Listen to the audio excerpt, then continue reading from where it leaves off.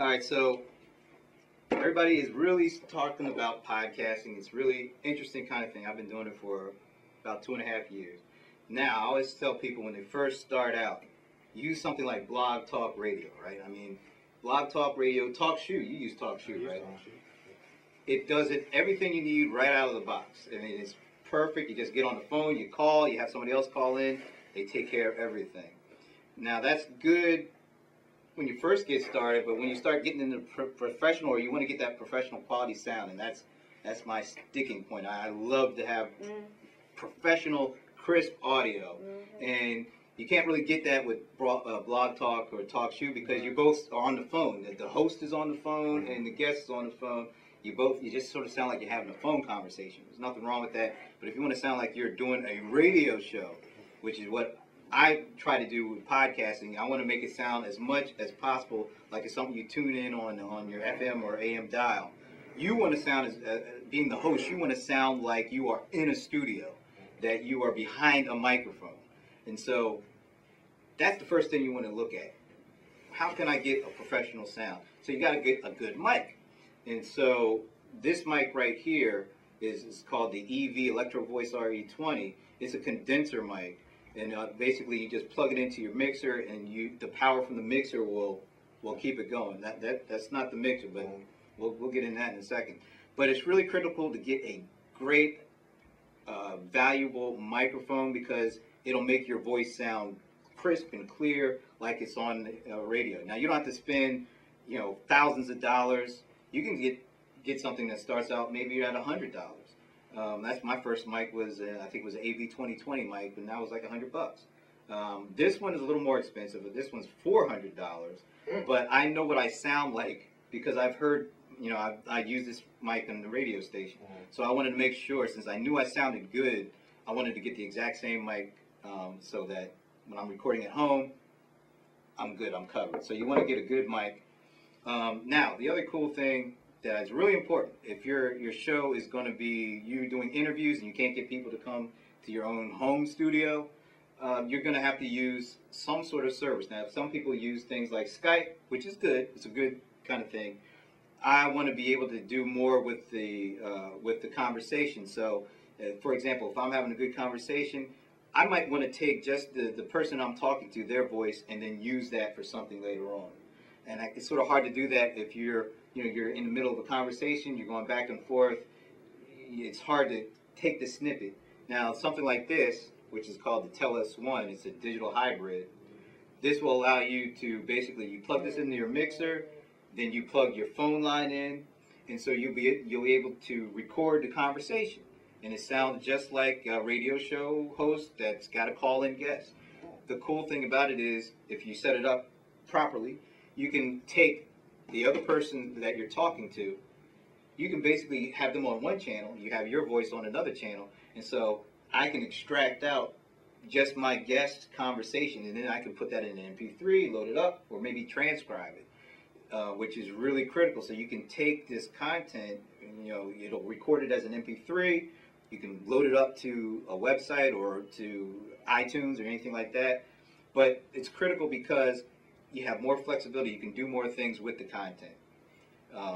Podcasting is audio, but it's also visual. So you have to have a really good website in order to get people to come and visit, learn more about what you're doing, more resources. You can put links and give your a nice little description of what guest is having on and what you're talking about. And that really helps you build a rapport with your audience. Audience is key. And if you want to build your audience, you want to make sure that you get your podcast into iTunes. So you want to make sure you get it.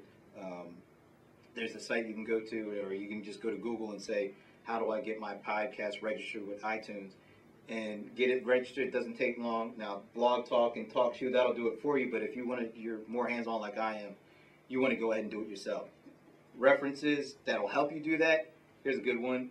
Expert Podcasting Practices for Dummies. It's got a lot of great information on the equipment, on how do you get registered in iTunes, how do you go about setting up the right format for your podcast. Podcast Solutions really is a good book for doing, understanding the hardware that goes into it. I mentioned the microphone, I mentioned the digital hybrid. You need a mixing board, You might need something called a compressor, which makes sure that your levels for your mic don't crack. If somebody yells, it doesn't break the sound. So this is a really good book, Podcast Solutions, and one that's really good for understanding the business behind podcasting. If you want to try to get sponsorships, or you're trying to build your membership, an audience, all that kind of thing, format, tips and tricks.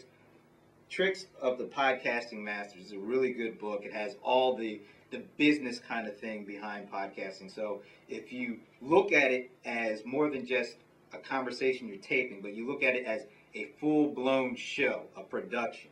It doesn't have to be, a Hollywood production, but you want to make it sound like it's professional.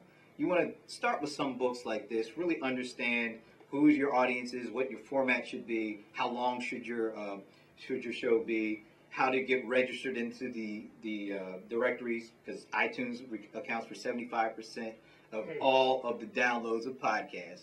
So you want to pick up these kind of books to understand the basics. Then you start buying the equipment. One last piece of equipment, we can't all do everything in the studio. So if you're out at a networking event or a trade show and you get a chance to talk to a bigwig in your industry or field, you want to have something like this. It's a little mini recorder. It's Olympus LS10, 2 mics, so a great quality sound. And you can have a conversation with a big guy in your industry.